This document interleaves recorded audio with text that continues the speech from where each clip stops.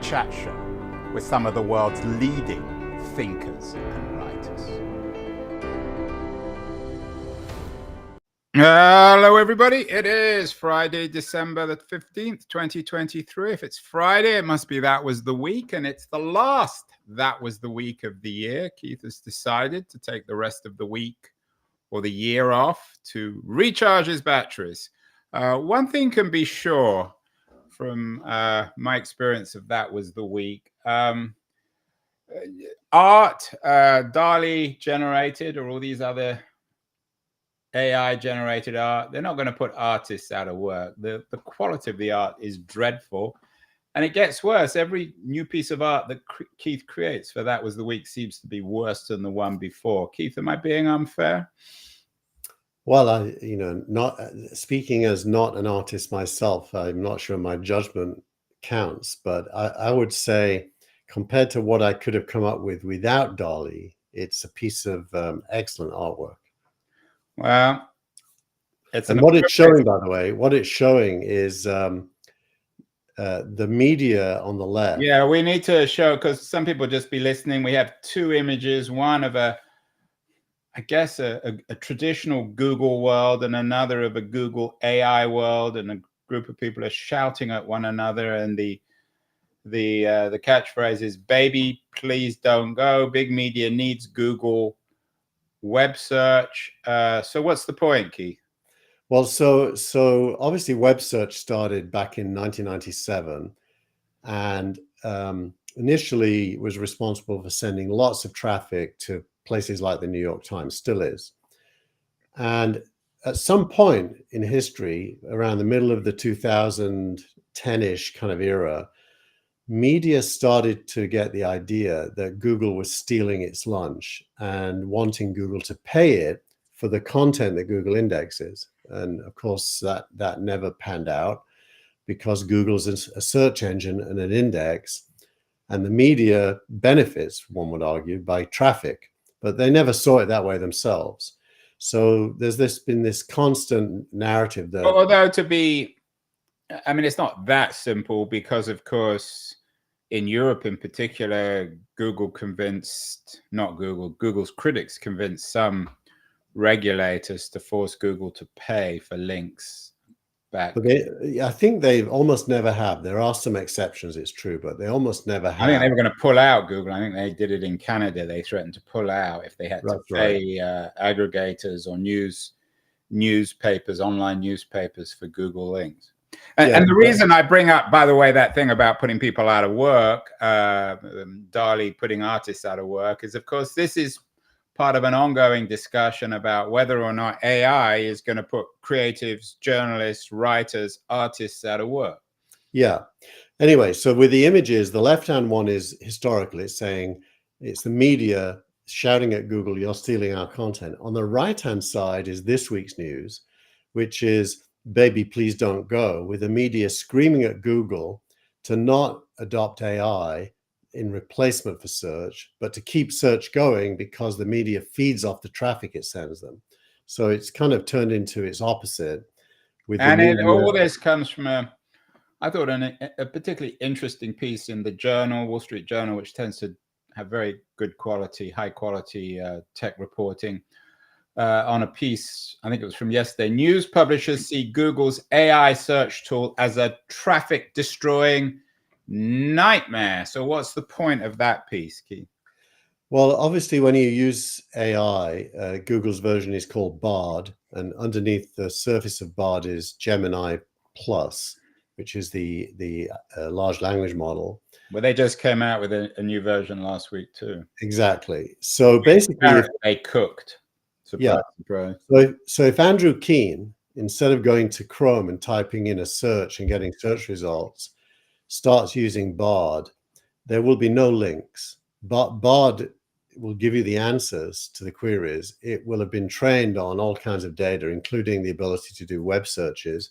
But those web searches will be hidden in the background, and Bard will just give you the results, often with no link. So the fear is AI will get rid of traffic that emanates from links delivered by Google.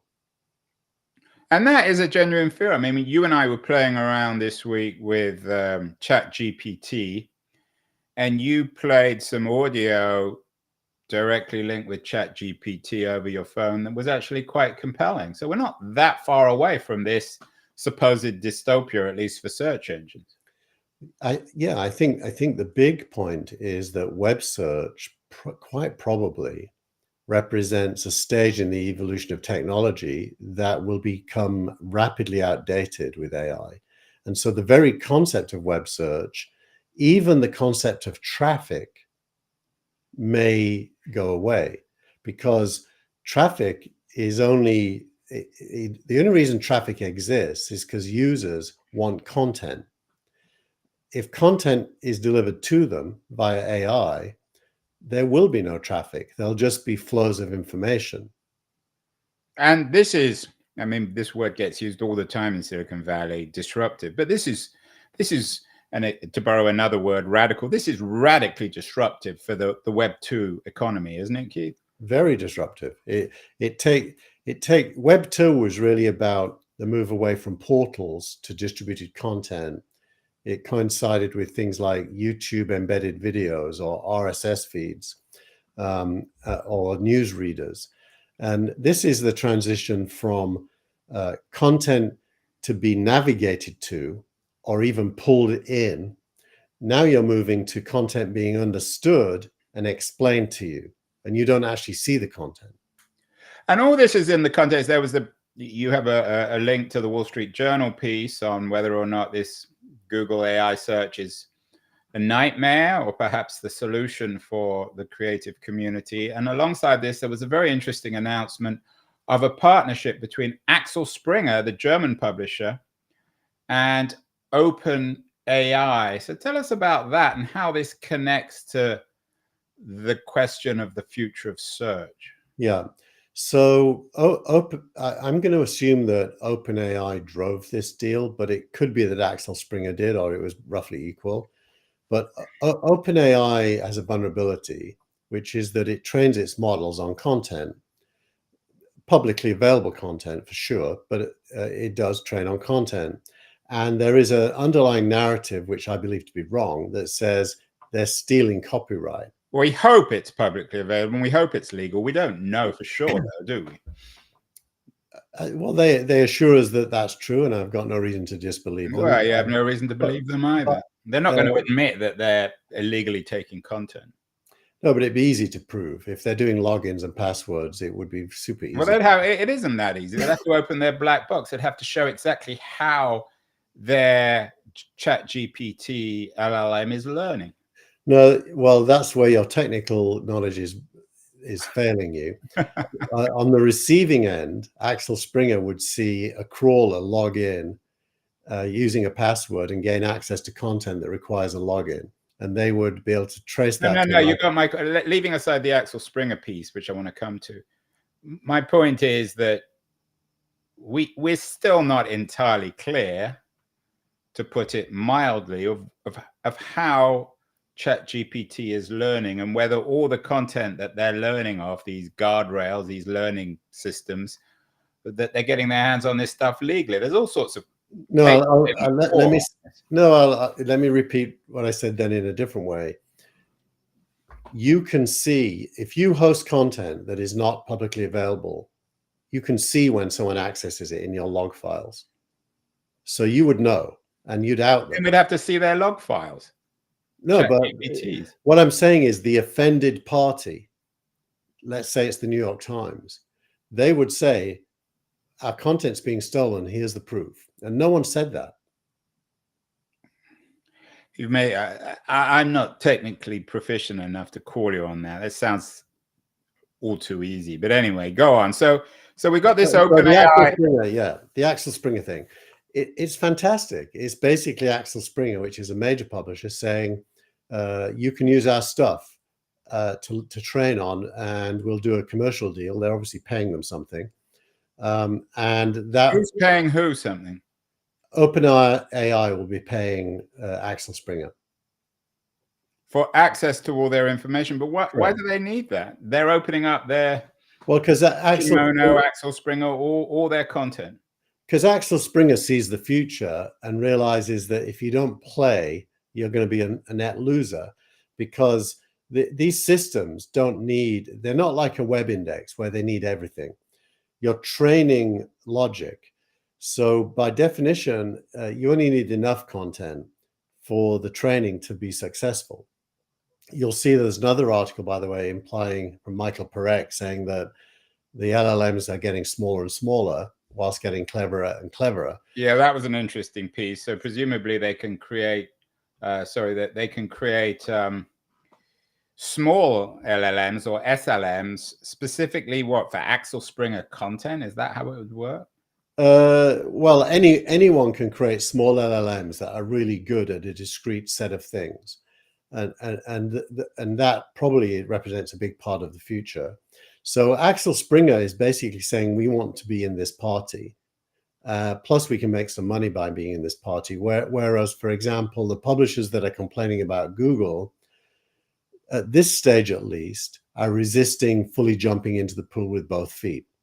And if the future truly is no websites and no traffic, that's a foolish decision.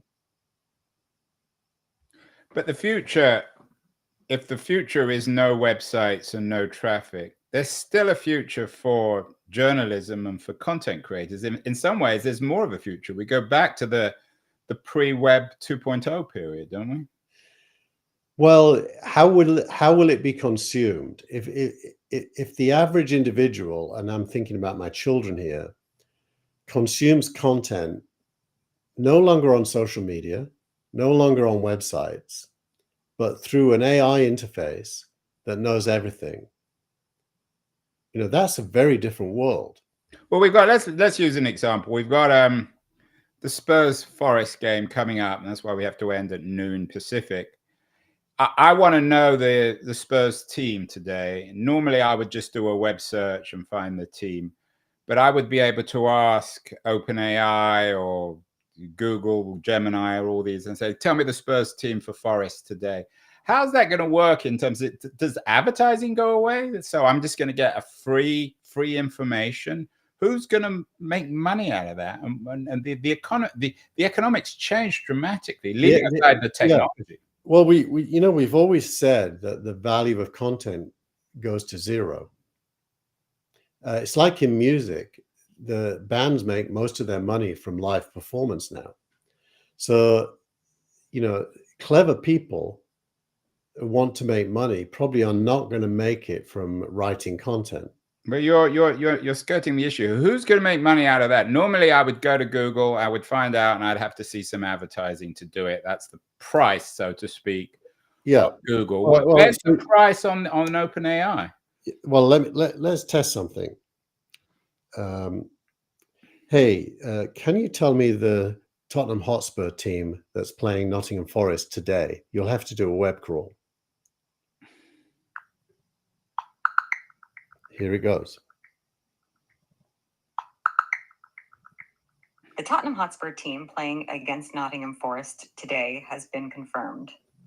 Ange Postecoglou, the Spurs manager, has named an unchanged starting as I'll stop it because it's going to give the answer. I mean, so it gave us the answer, but no one's making any money out of that. I mean, I guess do you pay $20 for? I pay $20 to ChatGPT a month, and we'll continue to do that. And I'll probably pay more if they have enhanced services. So the information about the Tottenham team is worthless.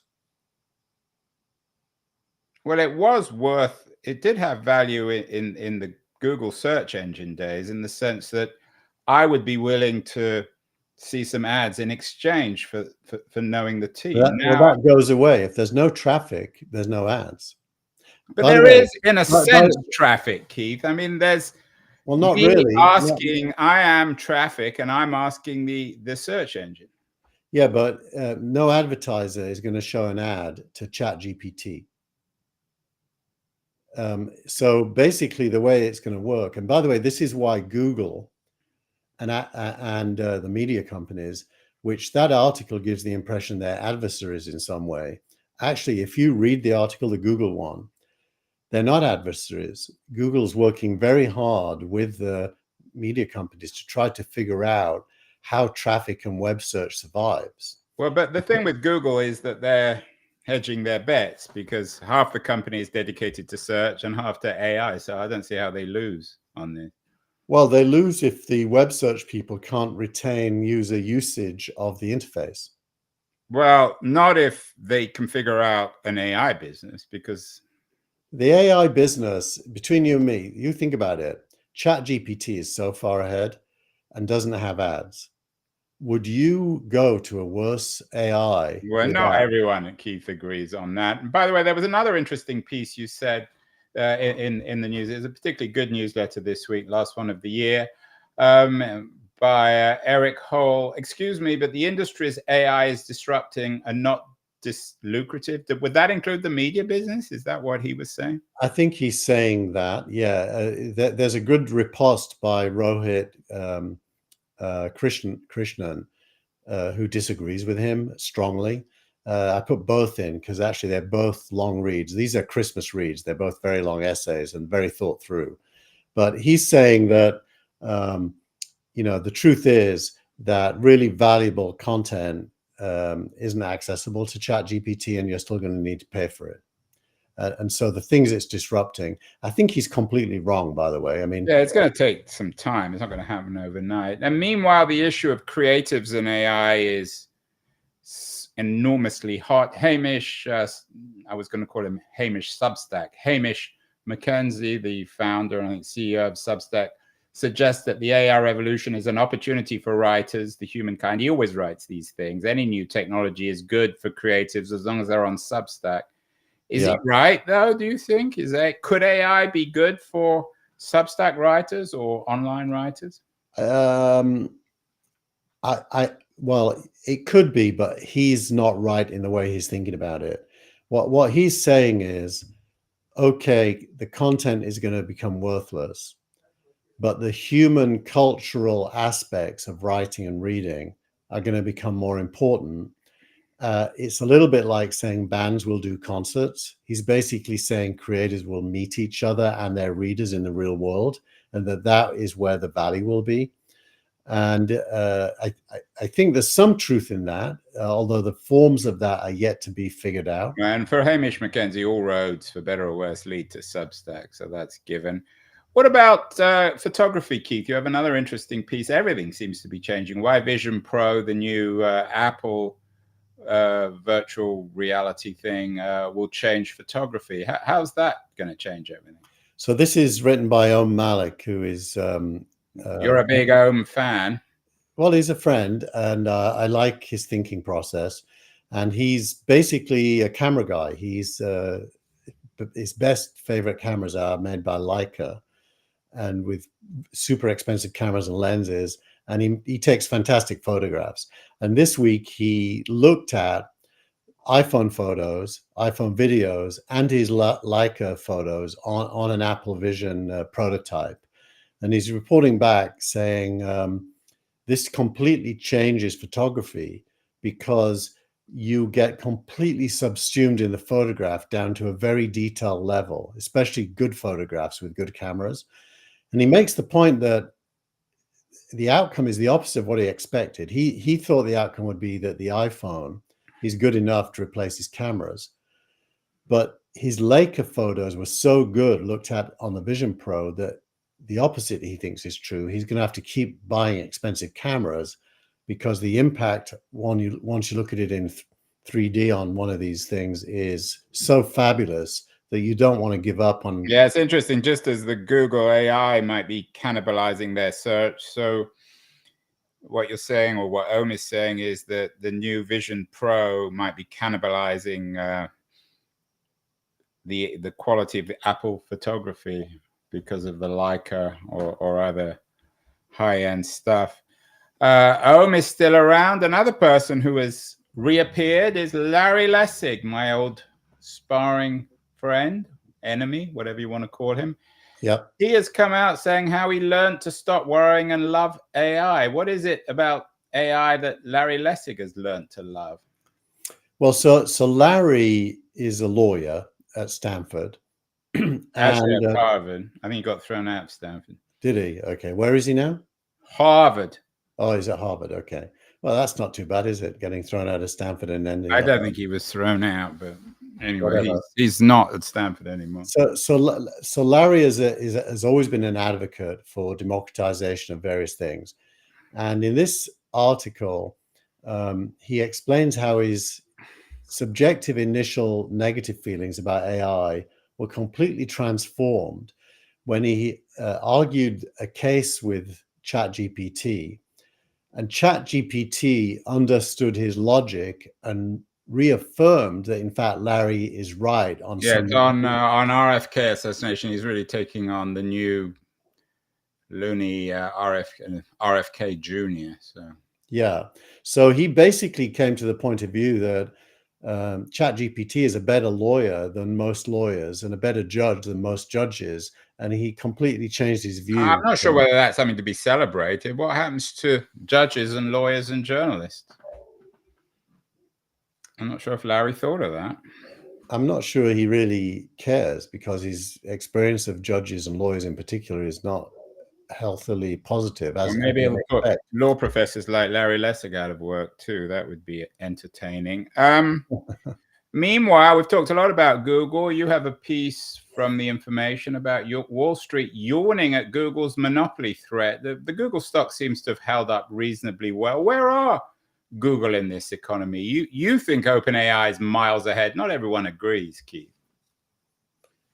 Well, I think you'd find it hard to find someone who disagrees, actually. Actually, there have been lots of pieces suggesting that Gemini, or the new version of Gemini, competes quite well with OpenAI. Well, anyway, that's another issue. Yeah, I've used it and I beg to differ. I don't think it's as good, but there you go. So where is Google? Google has been on a constant transition from web search to whatever the future holds, really since 2007 when the iPhone came out. You could argue that Android is part of that. And the finding this week was that the Android App Store is a monopoly because Google has used it to the detriment of Epic. They lost that big case. They lost a big jury trial. I'm guessing they don't have very good lawyers, Google. Yeah, and maybe they should replace some of their lawyers, Keith. We won't go there, but losing a jury trial is kind of significant because it means you've lost the audience. Yeah, but Apple also kind of implicitly lost that Epic trial in the sense that it was, in a way, a judgment against both the Apple and the Google store business model. That's not my reading. My reading is that Apple, because the iPhone is not, unlike Android, which is an open platform with lots of developers and phone manufacturers like Samsung, the App Store that Google owns is, more of a problem. Because Apple is the sole owner of the iPhone and also the sole owner of the App Store, that's less of a problem because it's the App Store for the phone that they own. So I think Apple's on solider ground at not being a monopoly. It is a closed environment, but that's not the same as being a monopoly. We are speaking with Keith Teare, CEO of SignalRank and the author of the excellent weekly newsletter, That Was the Week. You should all subscribe. This week he's showing off his amateurish AI art once again, talking about Google. Are you a buy or sell on Google? I mean, it seems like you could make either case, or you're simultaneously baking both cases, Keith. Should Google be worried about this future, or should they embrace it? I mean, if you look back at my writings on TechCrunch from even 10 years ago, I've been a sell on Google ever since mobile came along. Now, some people might say, well, every clock's right twice a day. So yeah, but if you'd have put your money right so far in the last 15 years, if you would have put your money into Apple in 2013, yeah, but that's true of anything. Yeah, but in 2013, no one knew that, but I did. Did you put your money into Apple? I did, yeah. A huge chunk of my retirement account is Apple. Wow. We know where to go now if we want some money. Keith, the startup of the week is not Google. It's not Apple. It's not Microsoft. It's company I have to admit I'd never heard of, called Farmer's Dog. Unfortunately, we don't have your dog in the background wrecking this broadcast. $800 million in sales. What is Farmer's Dog? Well, so Farmer's Dog, and so as you know, I do have a dog, and a noisy one too. So we feed our dog on these dry pebble-like food, which the dog rejects every now and then. And so we supplement it every now and then with a tin of juicy, meaty kind of beef, which it also rejects every now and then. What Farmer's Dog does is it appeals to people who have got the budget for proper food for their pets. Yeah. And so it basically gives you a subscription to proper food, real human consumable quality food, but at a price you're prepared to pay for your pets, above the price I pay for my pet, but with it doable. So it's interesting that as you move to a leisure economy, pets become more central to human happiness, and people care to look after their pets. So there's an up market, just like there is in, say, coffee beans. There's an up market in pet food, and the Farmer's Dog owns it. Yeah, it's a very good name for a company. And when you walk around San Francisco or Vancouver or New York, you see all these people with their dogs carrying them around as if they're human. So that is a good start for the week. And finally, Keith, X of the week is your old friend Vinod Khosla. I know he's invested in some of your companies. What is Vinod saying that's impressive this week? So Vinod talked about leadership. This is a video. By the way, it's not that new. It just has been shared a lot this week. And his main point, which I think is a crucial point, I see that with my kids, is understanding that all learning is driven by failure, and leadership benefits from failure, and that success is earned, not given. And so I thought those are fantastic messages. But the reason I chose it is Vinod's kind of made a highly public comeback in recent months. He's ever present on Twitter now. He's a zealot and an advocate for point of view, and very good at articulating it. And I just think he's my age. At his age, he is showing the world what true leadership is about. I think he's very good. There's all kinds of critiques you can make of it. Yeah, I mean, he's become, and this is something quite an achievement. He's become a palatable version of Marc Andreessen. Marc Andreessen has become so unpalatable that even Vinod Khosla, who had a terrible press because of all that story about him owning public beach property and not allowing people on it, suddenly he's become more palatable, which isn't saying anything. There's also an alternative X of the week. I don't normally do this, but it's from our friend Albert Wenger, a partner at Union Square Ventures. And he was commenting on this Axel Springer connection partnership with OpenAI. He said, and I'm quoting Albert, "This speaks volumes about the lack of an ethical North Star for OpenAI. Springer is essentially Waystar Royco. Albert is German, so he knows all about Springer. So, give me the context on Waystar Royco. This is a Star Wars thing suggesting that Springer is a rather nasty piece of work. So there's an alternative version on the Springer OpenAI deal, which is the first of many, and I think we'll talk about many times before. Yeah. So Keith, we're not doing any more. That was the weeks until the end of the year. You refused to do predictions, but we might do a review of 2023, right? Yeah, we'll do that as a Keen On show. So can we predict that? Is that one prediction that you'll tie your name to? Yeah, I can predict there will be a 2023 review show on Keen On with me as the guest.